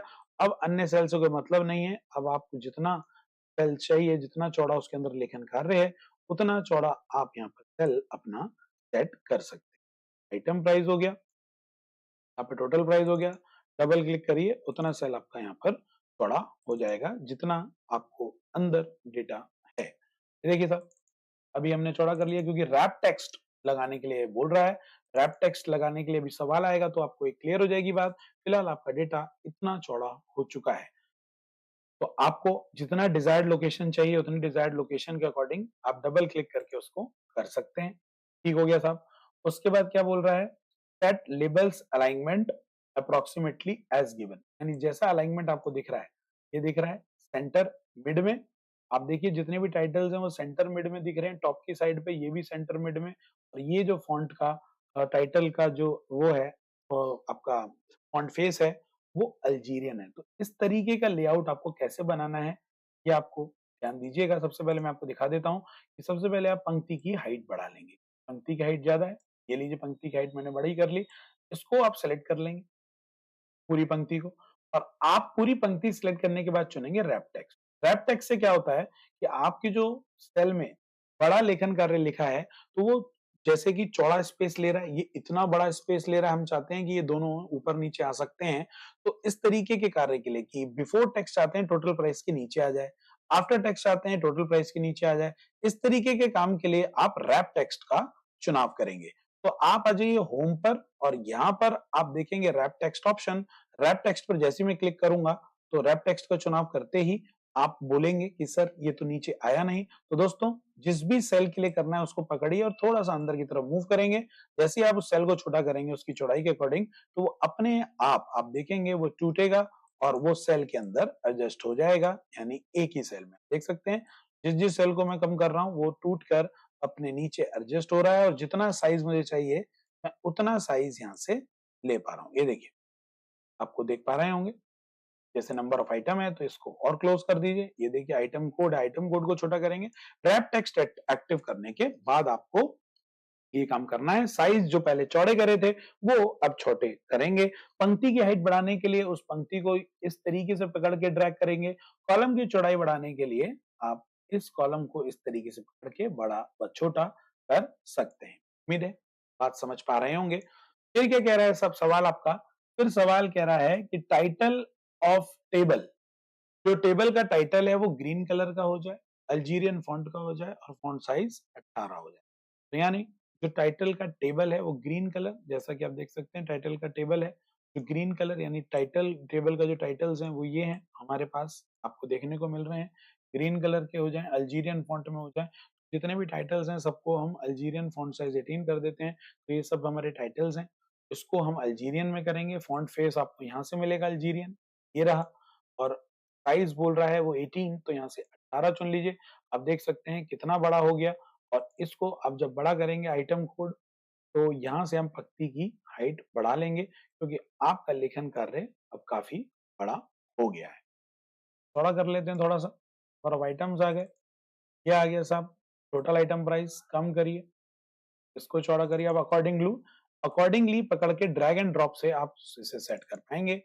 टेक्स्ट था, ये टोटल प्राइसिंग थी, यहाँ से टोटल प्राइसिंग को पकड़ के अंदर लीजिए, ये आपका इस तरीके से सेट हो जाएगा। और सुपर मार्केट वाले कॉलम को आप देख पा रहे थे अल्जीरियन फॉन्ट में था, ये लीजिए अल्जीरियन फॉन्ट में कर दिया। और साइज इसका भी 18 कर देते हैं, यहाँ से 18 कर दिया, इसको सिलेक्ट करिए, फॉन्ट साइज 18 हो जाएगा कुछ इस प्रकार से, जैसा कि आप देख पा रहे हैं। सेलेक्ट कर लिया मैंने। फॉन्ट साइज इसका बढ़ाना है साहब, तो ये लीजिए साहब 18 पॉइंट कर देता हूं मैं। बढ़ाना है इसकी हाइट को, इस तरीके से हाइट भी इंक्रीज करनी पड़ेगी आपको। और फॉन्ट साइज जितना भी आप देना चाहेंगे उतना फॉन्ट साइज यहाँ से मार्केट सुपर प्राइस को आप बढ़ा पाएंगे अपने एक्सेल की मदद से, जैसा कि आप देख पा रहे हैं। तो यहाँ पर हमारे ये आइटम्स थे। कलर बोल रहा था ग्रीन कलर देने के लिए, तो ग्रीन कलर देने के लिए आप सेलेक्ट करेंगे और इस तरीके से ये कलर ऑप्शंस हैं। यहाँ से आप उसको ग्रीन कलर कुछ इस प्रकार से दे पाएंगे। तो दोस्तों आपकी बैलेंस शीट कुछ इस प्रकार से दिखेगी। ग्रीन कलर कर दिया हमने, ग्रीन कलर सेलेक्ट कर लेंगे उन आइटम्स को यहाँ से Algerian font 18 point green colour करने के लिए यहाँ से ग्रीन कलर करना था तो ग्रीन कलर, रेड बोलता तो रेड, येलो बोलता तो येलो, ब्लू बोलता तो ब्लू, जो भी कलर वो बोलता वो कलर आप यहाँ से सेट कर सकते थे इस प्रकार से। सवाल आगे क्या बोल रहा है? सवाल आगे बोल रहा है कि format column D E F include रुपए सिंबल लगाइए डी ई और एफ में। तो डी ई एफ में रुपए सिंबल लगाने के लिए क्या काम करेंगे? तो डी एफ ई एफ तीनों को इस तरीके से सिलेक्ट कर लेंगे। सेलेक्ट करने के पश्चात आप जाएंगे, डी ई एफ बोल रहा था ना दोस्तों, तो आपको डी ई और एफ में रुपए सिंबल लगाने हैं और 2 डेसिमल प्लेसेस भी लगाना है जैसा कि आपको दिख रहा है। तो 2 डेसिमल प्लेसेस लगाने के लिए पहले उस एरिया को सिलेक्ट करेंगे और फिर जाएंगे हम यहाँ पर होम टैब के नंबर ग्रुप में। नंबर ग्रुप में जाने के बाद आप इस पर का चुनाव कीजिए, इस लॉन्चर बटन का, और यहां पर आप जाएंगे नंबर्स पर, करेंसी के अंदर, और यहां से चुनेंगे रुपए सिंबल का चिन्ह मिलेगा। सभी प्रकार के करेंसी के चिन्ह आपको यहां पर देखने को मिलेंगे। यहां से हमने चुन ली करेंसी, नीचे आएंगे आपको रुपए सिंबल मिलेगा, रुपए हिंदी, डेसिमल प्लेसेस में 2 लिखकर ओके पर क्लिक करेंगे तो आप देख पाएंगे यहाँ पर रुपए सिंबल विद 2 डेसिमल प्लेसेस इस तरीके से सेट हो जाएगा। ये हो गया साहब 2 डेसिमल प्लेसेस सेट हमारा। फिर बोल रहा है tax item price is less than 100 तो tax is 50 otherwise it should be 100। अगर आइटम प्राइस हमारे लेस देन 100 से कम है तो 50 टैक्स हो जाए, अदरवाइज 100 हो जाए। तो दोस्तों यहाँ पर एक कंडीशन लगेगी आपकी, इफ कंडीशन। आप देख सकते हैं आपके सामने एक कंडीशन है इफ की, कि यदि आपका, देखिए मैं जूम कर देता हूं थोड़ा सा, इफ कंडीशन कैसे लगेगी। अभी मैंने आपको पीछे ऑपरेटर समझाए हैं कंपैरिजन ऑपरेटर के, कि बराबर इफ C3 क्या है दोस्तों? ये आइटम प्राइस की बात कर रहा है। अगर आइटम प्राइस हमारा छोटा है 100 से, ये कंडीशन ट्रू होती है तो 50 इनपुट कर दे, अन्यथा 100 इनपुट कर दे। तो सेम कंडीशन है जो मैंने आपको कंपैरिजन ऑपरेटर में सिखाई थी, ये सवाल भी आ गया आपके सामने। तो आपको यहां से कंडीशन देनी है और ड्रैग एंड ड्रॉप से नीचे की तरफ फॉर्मूला पेस्ट कर देना है। कंट्रोल बैक टिक से मैं आपको दिखा देता हूं, सभी में इस प्रकार की कंडीशन यहाँ पर लगी है जैसा कि आप देख सकते हैं। सभी सेल्स के लिए total items, total item price के अकॉर्डिंगली जो छोटा है उसमें ट्रू होती है कंडीशन, तो 50, बड़ा है तो आपका 100 आ जाए। तो इस प्रकार से ये डेटा कैलकुलेट होगा। उम्मीद है आप ये वाली बात भी समझ गए होंगे। छोटी कर लेते हैं दोस्तों, जूम आउट कर लेते हैं स्क्रीन और फिर आगे बढ़ते हैं। अगला प्रश्न क्या कह रहा है? अगला प्रश्न कह रहा है कि calculate the total price before, calculate the total price करना है बिफोर। तो दोस्तों सिंपल, और calculate the total price after, यानी टोटल प्राइस कहां है साहब हमारा? ये रहा टोटल प्राइस बिफोर और टोटल प्राइस आफ्टर। ये रहा साहब आपका बिफोर, टोटल प्राइस बिफोर, और ये रहा टोटल प्राइस आफ्टर। इनका टोटल निकालना है। तो टोटल निकालने के लिए आप सिंपली सम का फॉर्मूला लगा दीजिए टोटल प्राइस के लिए। यहां पर simply equal to SUM sum, bracket लगाएंगे। टोटल प्राइस बिफोर लगाना है तो इस प्रकार से ड्रैग एंड ड्रॉप, जैसा कि मैंने आपको बताया था रेफरेंस ऑपरेटर से, तो एंटर प्रेस करूंगा तो टोटल प्राइस बिफोर आ गया, और इसी फॉर्मूले को राइट हैंड साइड पे ड्रैग एंड ड्रॉप कर देंगे तो आप देखेंगे ये आ गया आफ्टर। ये फॉर्मूला हो गया ऊपर वाले सेल्स के लिए, और ये बगल में फॉर्मूला जो लग गया वो लगा ऊपर वाले सेल्स, यानी बिफोर के लिए ये हो गया, आफ्टर के लिए ये हो गया। तो साहब इस तरीके से आप कैलकुलेट करा सकते हैं अपने इस प्रश्न को। इसके बाद वो बोल रहा है बिफोर और आफ्टर निकल गया, रेट निकालिए if total price after tax greater than 3500 then rate is high otherwise responsible. दोस्तों सेम इफ की कंडीशन लग रही है, कोई बड़ी बात नहीं है। यानी इस जगह आप देखिए कि क्या कह रहा है कि इफ G3, दोस्तों G3 क्या है? G3 है टोटल प्राइस आफ्टर टैक्स। वो बोल रहा है G3 अगर बड़ा है 3500 के, तो अगर ये कंडीशन ट्रू होती है तो हाई प्रिंट कर दीजिए, और नहीं होती है तो रिस्पॉन्सिबल रीजनेबल प्रिंट कर दीजिए। तो दोस्तों कंडीशन चेक होगी इफ ऑपरेटर से। अभी आपको बताया था कि आपको कंपैरिजन ऑपरेटर के साथ इफ लगता है तो अगर कंडीशन ट्रू है तो हाई, और अगर फॉल्स है तो रीजनेबल। तो सेम फॉर्मूले को ड्रैग एंड ड्रॉप करेंगे तो बैक टिक से आपको दिखा देता हूं, सेम फॉर्मूला लगा है, नीचे की तरफ पेस्ट भी कर दिया है। तो अगर आप देख सकते हैं कि इफ G3 बड़ा है 3500 के तो हाई, कंडीशन ट्रू होती है तो हाई, फॉल्स होती है तो रीजनेबल, यानी कंडीशन ट्रू होती है तो 1 और फेल होती है तो 0 प्रिंट कर देगा। देखिए दोस्तों, उम्मीद है आपको ये समझ में आ रहा होगा। कमेंट बॉक्स में बिल्कुल हौसला अफजाई करते रहिए, बताते रहिए आपको बात समझ में आ रही है या नहीं आ रही। आपके कमेंट्स हमको बताते रहते हैं कि बात समझ में आ रही है। मैं आज बिल्कुल बेसिक से लेके चला हूं। ये वाले सवाल इसलिए आपको दिए हैं कि आपको समझ में भी आएंगे और आप इसे कर भी पाएंगे। ठीक है, बेसिक टू मॉडरेट लेवल पर हम लोग चल रहे हैं। तो ये 12वें क्वेश्चन को हमने सॉल्व कर लिया।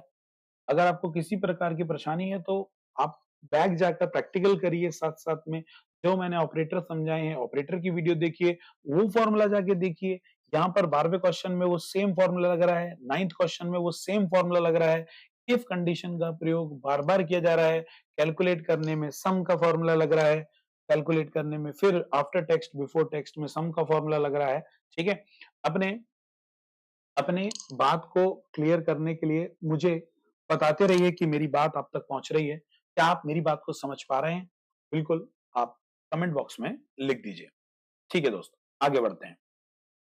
Find count of average of taxes minimum और मैक्सिमम प्राइस, यानी आपको टैक्स का मिनिमम प्राइस ज्ञात करना है, मैक्सिमम प्राइस ज्ञात करना है, आइटम प्राइस का मिनिमम और मैक्सिमम ज्ञात करना है, और एवरेज आपको टैक्स का निकालना है। तो देखिए दोस्तों, एवरेज ऑफ टैक्स कैसे निकलेगा? सिंपल, टैक्स का एवरेज निकालने के लिए आपको यहां पर एवरेज E3 से E8 आपने यहां पर मेंशन कर दिया एवरेज निकालने के लिए।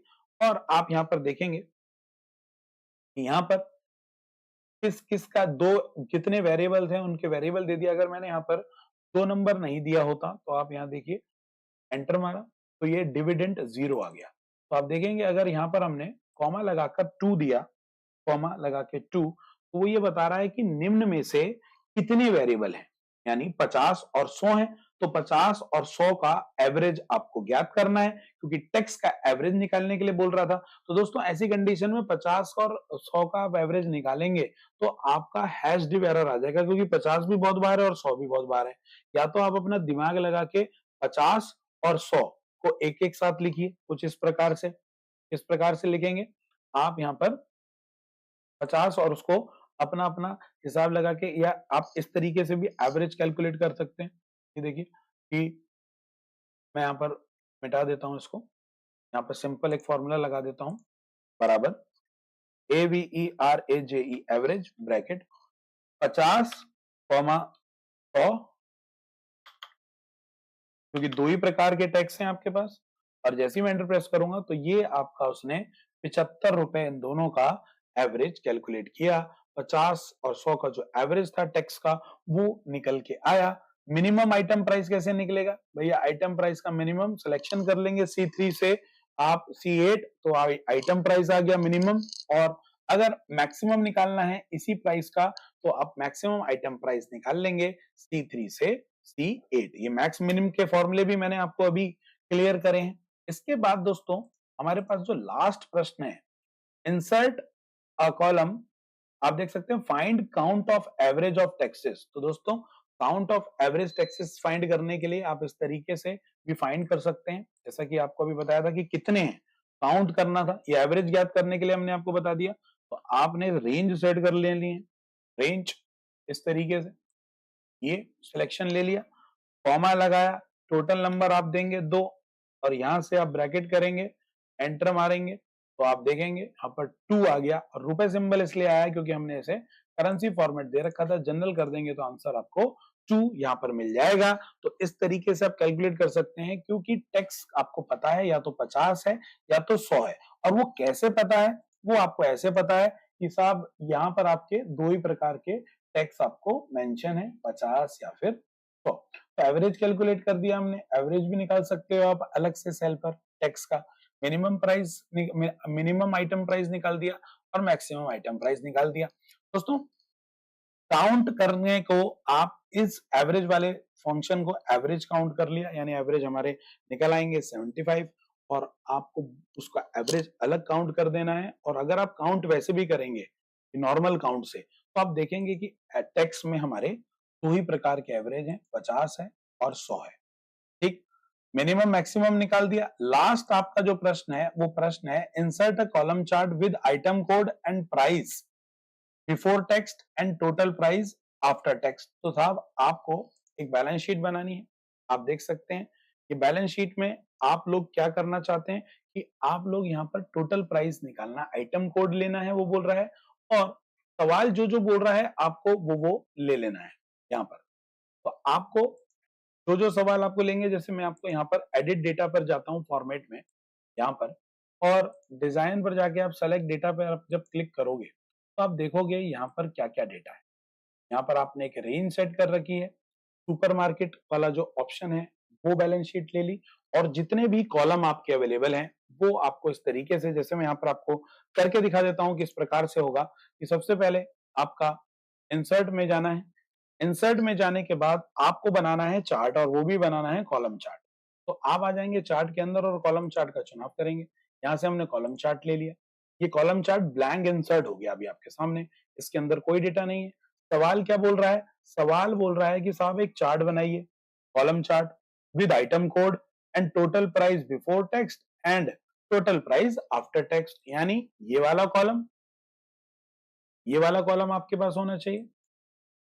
आइटम कोड ये लीजिए, सब आइटम कोड। कंट्रोल बटन को दबाए रखना है। पहले इसके लिए सेलेक्ट डेटा कर लेंगे। तो सेलेक्ट डेटा में जाएंगे आप, इस चार्ट पर क्लिक कीजिए, फॉर्मेट का चुनाव करेंगे, डिजाइन का, डिजाइन में आएगा सेलेक्ट डेटा ऑप्शन। तो आपको एक एड्रेस इसका देना है दोस्तों, कंट्रोल बटन के साथ एक एड्रेस इसका दे देना है दोस्तों, कंट्रोल बटन के साथ, और एक आपको दे देना है कंट्रोल बटन के साथ आफ्टर का। तो तीनों को आपने इस तरीके से सिलेक्ट कर लेना है कंट्रोल बटन के साथ, और ओके पर क्लिक करेंगे तो आप यहां पर देखेंगे जो आपका डेटा है वो इस तरीके से शो हो रहा है आपका। आप अलग अलग भी निकाल सकते हैं इनका, जैसे कि आप यहाँ पर देख पा रहे हैं बिफोर टेक्स्ट और आफ्टर टेक्स्ट। जिस तरीके से ये बाजू में आपको दिख रहा है कि आप यहाँ पर जो देखिए, एक बार ये लिया, एक बार ये लिया, और यहाँ पर आपको अलग अलग मेथड आपको देखने को मिलेंगे कि लेबल्स आप शो करना चाहते हो, एक्सेस शो करना चाहते हो, नहीं करना चाहते हो, लेजेंड शो करना चाहते हो, लेजेंड शो नहीं करना चाहते हो। तो ये error bars, data tables, data labels, ये सारे के सारे आपको यहाँ पर देखने को मिलेंगे। ट्रेड लाइंस आपको देखनी है या नहीं देखनी, तो total number of price before और आफ्टर का आपको देखने को मिल रहा है कि सिलेक्शन आपको किस प्रकार से लेना है। आप बैलेंस शीट में क्लिक कीजिए, आप देखिए यहाँ पर आपने टोटल नंबर ऑफ बिफोर और टोटल नंबर ऑफ आफ्टर दोनों का ही सिलेक्शन लेना है, और ऐड की मदद से ऐड करा सकते हैं। कि आप यहाँ पर दूसरा तरीका दिखा देता हूं मैं किस प्रकार से होगा, आपके सामने है। सिलेक्शन ले लीजिए, ये ले लिया, एक ये ले लिया, और एक ये ले लिया। सिलेक्शन आपको किस प्रकार से लेना है ये मैं आपको बता दूं। कंट्रोल बटन आपको दबाए रखना है और सिलेक्ट करना है वो एरिया जिसका आप सिलेक्शन लेना चाहते हैं। इस तरीके से डेटा सेलेक्ट कीजिए, कंट्रोल बटन दबा लीजिए, फिर इस तरीके से डेटा सेलेक्ट कीजिए, फिर कंट्रोल बटन छोड़ना नहीं है, फिर इस तरीके से, फिर आपको जाना है इंसर्ट में और सीधे आप करेंगे कॉलम चार्ट पर क्लिक, 2D कॉलम चार्ट। तो आप देखेंगे यहाँ से आपका चार्ट बन गया है। और अगर आप चार्ट क्रिएट हो जाएगा एक नॉर्मली यहाँ से क्लिक करते ही। अगर आप इस तरीके से नहीं करना चाहते तो सबसे पहले आप एक ब्लैंक चार्ट बना लीजिए। इस तरीके से ब्लैंक चार्ट पर बना लीजिए, सेलेक्ट डेटा। सेलेक्ट डेटा में सबसे पहले आपका आइटम कोड आ गया, आपका आइटम कोड आ गया। उसके बाद आपने इसको ऐड करा लिया, ऐड करा सकते हो आप यहाँ से। दूसरा आपका ये रहा साहब, दूसरा आपका क्या था, आइटम कोड के अलावा आपका दूसरा आपका ये था कि दूसरे को सिलेक्ट कर लेंगे, फिर तीसरे को सिलेक्ट कर लेंगे। इस प्रकार से एक एक करके जब आप तीनों को सिलेक्ट करते हैं तो आपका चार्ट कुछ इस प्रकार से प्रदर्शित होगा, जिसको मैं आपको बड़ा करके यहाँ पर क्लियर कर देता हूँ कि किस प्रकार से आपको चार्ट क्लियर होगा। चार्ट क्रिएट करना बहुत इजी है। और अगर आप चाहते हैं कि ये चार्ट का फॉर्मेट हमें पसंद नहीं आया, कि आपका चार्ट का फॉर्मेट दूसरा फॉर्मेट चाहिए, या फिर चार्ट का बार चार्ट चाहिए, या आपको पाई चार्ट चाहिए, तो आप यहाँ से चेंज चार्ट टाइप भी कर सकते हो। चेंज चार्ट टाइप पर क्लिक करके आपको बार चार्ट चाहिए, लाइन चार्ट चाहिए, कॉलम चार्ट चाहिए, पाई चार्ट चाहिए, या एरिया चार्ट चाहिए, तो जिस प्रकार का भी दोस्तों आप चार्ट चाहते हैं उस प्रकार का चार्ट आप यहाँ से बना सकते हैं। अगर वो बोलता कॉलम चार्ट तो कॉलम चार्ट आपके सामने है, वो बोलता बार चार्ट तो बार चार्ट भी आपके सामने है। तो इस प्रकार से आप दोनों की वैल्यूज देख सकते हो, टोटल प्राइस बिफोर टैक्स और टोटल प्राइस आफ्टर टैक्स। तो दोस्तों ये जो प्रश्न था, ये प्रश्न आपका 10 मार्क्स का था और 10 मिनट में आपको करना था। उम्मीद है आपको प्रश्न समझ में आया होगा। अगर आपको ये प्रश्न समझ में आया है तो आप इस क्वेश्चन को सॉल्व कीजिए और इसको हमारे टेलीग्राम ग्रुप में शेयर कीजिएगा, साझा कीजिएगा। आप इस बैलेंस शीट को बनाइए, प्रैक्टिस कीजिए और मुझे फॉरवर्ड कीजिए। दोस्तों, इसी वीडियो के साथ अगले प्रश्न में अगली वीडियो के साथ मिलते रहेंगे। किसी भी प्रकार का सुझाव होगा तो आप कमेंट बॉक्स में कमेंट कर सकते हैं।